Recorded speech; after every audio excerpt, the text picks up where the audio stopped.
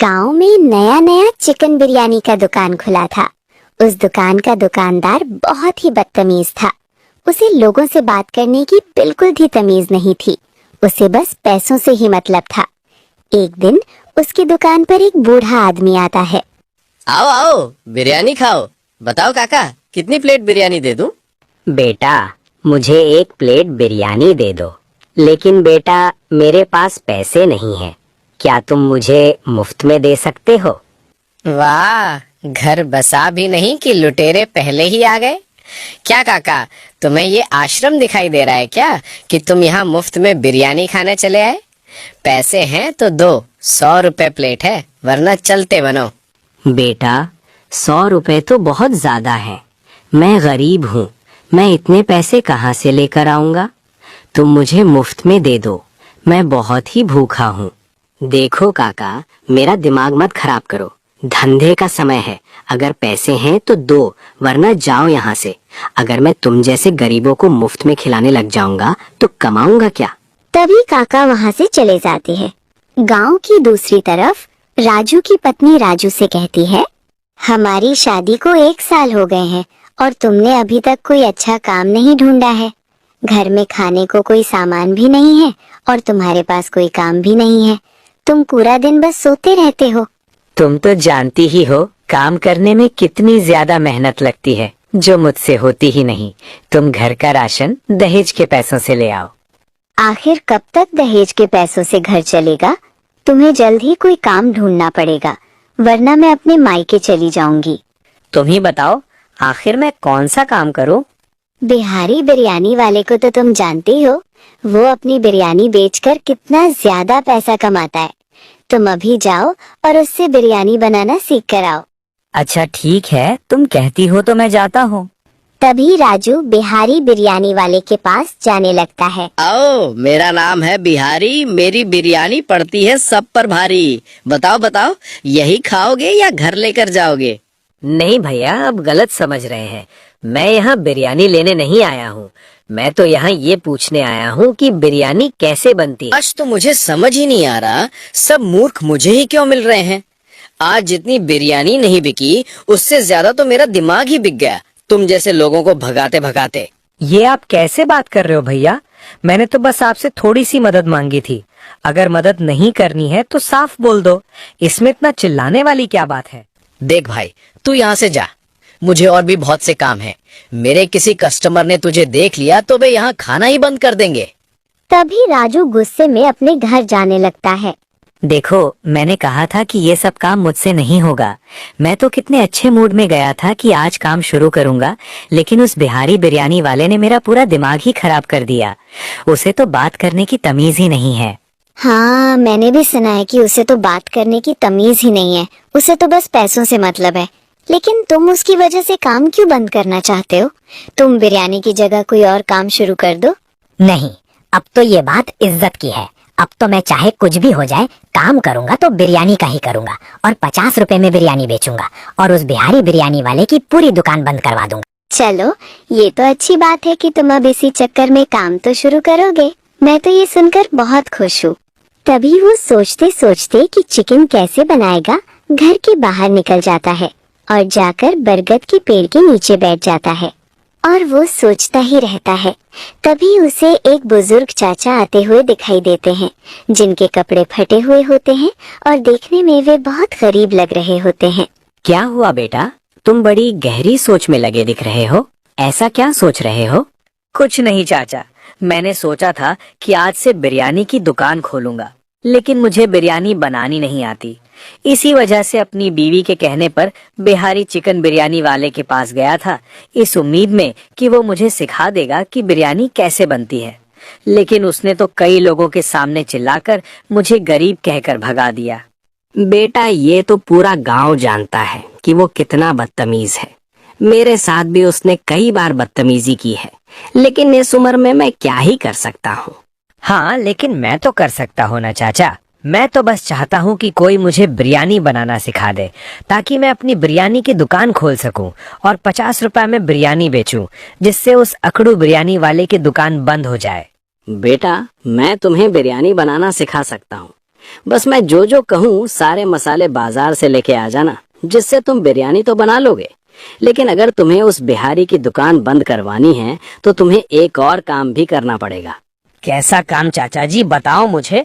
मैं तो उस बिहारी चिकन बिरयानी वाले की दुकान बंद करने के लिए कुछ भी करूँगा। तुझे सबसे पहले उस बिहारी जैसे स्वाद वाली बिरयानी बनाना सीखना पड़ेगा। मेरे बताए हुए मसालों से तो बिरयानी तो बना लेगा, लेकिन वही स्वाद पाने के लिए तुझे बिहारी के पास से 1 प्लेट बिरयानी लानी होगी।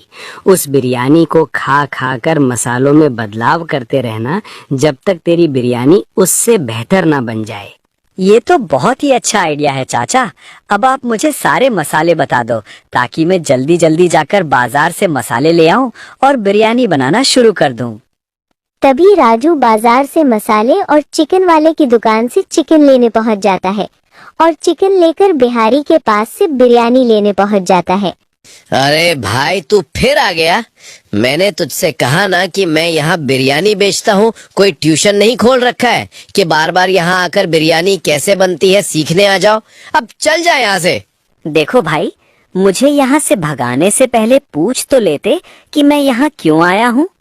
मैं तो यहाँ बिरयानी लेने आया था और साथ में पैसे भी लाया हूँ। अगर तुम चाहते हो कि मैं यहाँ से चला जाऊँ तो ठीक है। अरे रुको रुको, तुम तो गुस्सा हो गए। मैं तो कुछ और ही कहना चाहता था पर गलती से कुछ और ही कह दिया।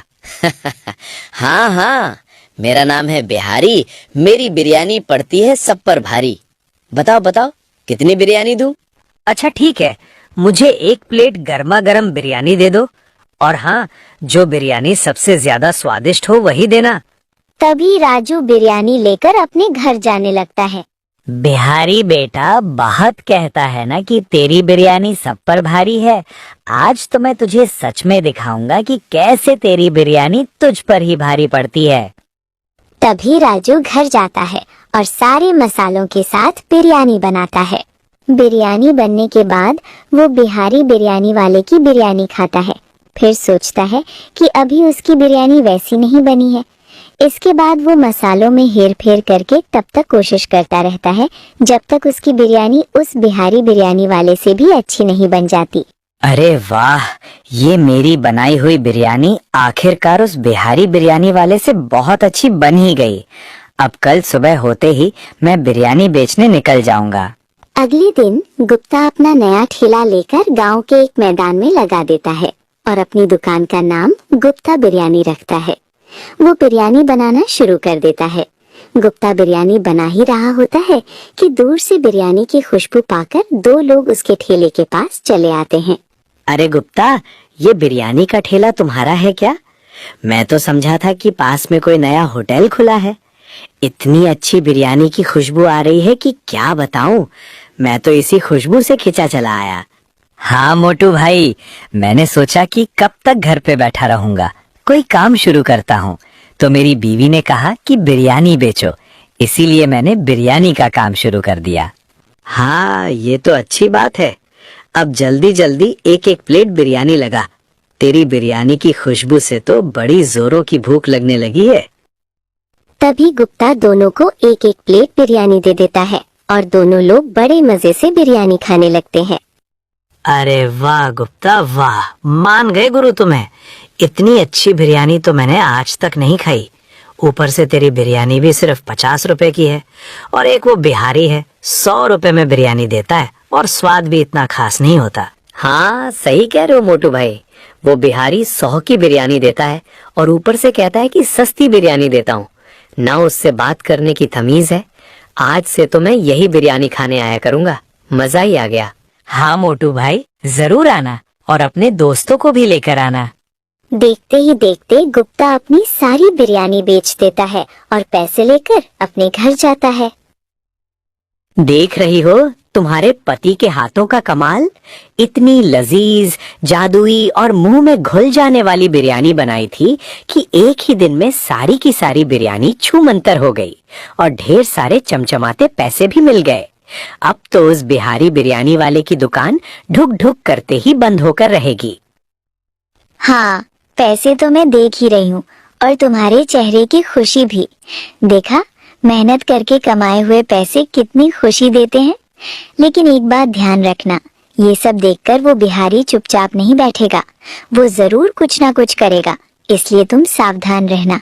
हाँ, तुम उसकी चिंता मत करो, मैं ध्यान रखूंगा कि वो बिहारी कुछ भी कर न पाए।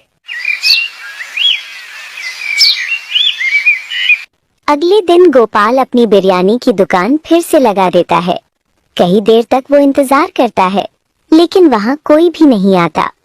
क्या बात है, आज तो मेरी दुकान पर कोई नहीं आ रहा। ऐसा क्या हो गया आज? तभी कुछ ही देर में गोपाल के यहाँ वापस से मोटू अपने दोस्त के साथ बिरयानी खाने आ जाता है, और दूसरी तरफ बिहारी सेठ बस यही सोच रहा होता है कि उसकी दुकान पर लोग क्यों नहीं आ रहे। ये क्या हो गया? अचानक मेरी दुकान पर लोगों ने आना बंद क्यों कर दिया? कुछ तो दाल में काला है। तभी वहाँ से बिहारी का एक रेगुलर कस्टमर जा रहा होता है और बिहारी उसे बुलाता है। क्या भाई, क्या हुआ? मुझसे कोई गलती हो गई क्या?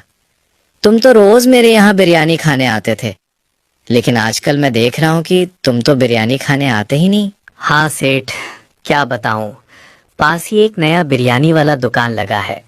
वो बिरयानी 50 रुपए में बेच रहा है, और साथ ही उसकी बिरयानी बहुत लजीज और स्वादिष्ट होती है। इसलिए मैं और मेरे साथ साथ कई लोग वही बिरयानी खाने जाते हैं। अच्छा, कहाँ है ये दुकान? जरा मुझे भी बताना, मैं भी देखूं कौन है वो जिसकी वजह से मेरी दुकान बंद पड़ी जा रही है। तभी वो आदमी बिहारी को गोपाल के ठेले का पता बता देता है और बिहारी वहाँ जाने लगता है। बिहारी वहाँ पहुँचते ही देखता है कि गांव वाले जिसकी बिरयानी खा रहे हैं वो कोई और नहीं बल्कि वही गुप्ता है जो उसी के पास बिरयानी बनाना सीखने आया था। ये देखकर बिहारी ऊपर से नीचे तक गुस्से में आग बबूला हो जाता है। अरे गुप्ता, ये क्या कर दिया तूने? तेरी वजह से मेरे पास लोग आना बंद कर दिए। अपना ये छोटा सा ठेला यहाँ से हटा दे और वापस अपने घर चला जा। घर तो मैं अपनी सारी बिरयानी बेचकर चला जाऊंगा, पर पहले तू मुझे ये बता, तू कैसी बात कर रहा है? ऐसे नाच क्यों रहा है? मुझे तो बड़ी हंसी आ रही है। देख गुप्ता, मैं बहुत गुस्से में हूँ, मुझसे अभी मजाक मत कर वरना बहुत बुरा होगा। देखो बिहारी भाई, मैंने कहा था ना कि तुम में बात करने की तमीज नहीं है। ऊपर से 100 रुपए की बिरयानी देकर गांव वालों को लूट रहे हो। इसीलिए मैंने गांव वालों के लिए सिर्फ 50 रुपए की बिरयानी देना शुरू किया है, और साथ ही मैं लोगों से अच्छे से बात भी करता हूँ। ठीक है बेटा, ठीक है, भूलना मत, एक बिहारी सब पर भारी। अगर तेरी वजह से मेरी दुकान बंद हुई ना बेटा, तो फिर तू देखना, गुप्ता का ठेला गुप्त होने में जरा भी समय नहीं लगेगा। अरे जाओ जाओ, पहले तो नाचना बंद करो। चाहो तो अभी भी समय है, मुझसे माफी मांग लो और हम साथ में काम कर लेते हैं। माफी? और वो भी तुझसे?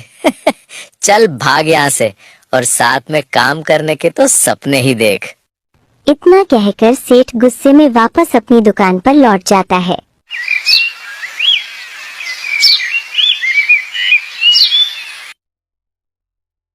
कुछ दिन बीत जाते हैं, लेकिन सेठ के यहाँ एक भी कस्टमर नहीं आता। सेठ की दुकान लगभग बंद ही हो गई थी। तभी सेठ सोचता है, ऐसे तो मेरा धंधा बंद हो जाएगा और गांव में राजू का नाम हो जाएगा और मेरा नाम खराब हो जाएगा। मुझे आज रात ही राजू का कुछ करना होगा। आज रात उसकी बिरयानी में जाकर मैं जहर मिला देता हूँ, फिर तो उसकी दुकान बंद होकर ही रहेगी।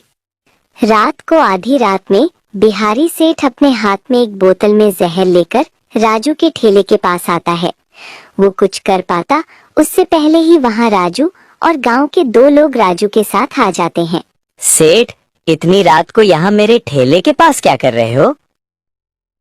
पहले तुम बताओ, तुम रात को यहाँ क्या कर रहे हो? क्या तुम्हें पता था कि मैं यहाँ आने वाला हूँ? तुम ही तो धमकी देकर गए थे। मुझे तो लगा ही था कि आज कुछ न कुछ ऐसी हरकत तुम जरूर करोगे, इसीलिए मैं गांव वालों के साथ यहाँ आ गया। अब बताओ, क्या कर रहे थे? मुझे माफ कर दो, तुम बिरयानी बेचने में इतने आगे बढ़ गए थे कि मेरी दुकान बंद हो गई और मुझसे ये सब देखा नहीं गया। इसलिए मैंने सोचा कि तुम्हारी बिरयानी में जहर मिला दूं। अच्छा, मतलब तुम जहर मिलाकर हम सब गांव वालों को मारने वाले थे? तुम्हें तो अभी के अभी पुलिस स्टेशन भेज देना चाहिए। रुको, मैं अभी पुलिस बुलाता हूँ। नहीं गांव वालों, पुलिस बुलाओगे तो हमारे गांव का नाम खराब हो जाएगा। इससे अच्छा है कि हम इसे कोई और सजा दें। हम एक काम करते हैं, हम और पूरे गांव वाले आज से इसकी दुकान पर जाना बंद कर देंगे। सेठ को पैसों से बहुत प्यार है ना, तो अब उसे वही नहीं मिलेगा। फिर सेठ की दुकान ही बंद हो जाती है और गोपाल अपना बिरयानी बेचने का धंधा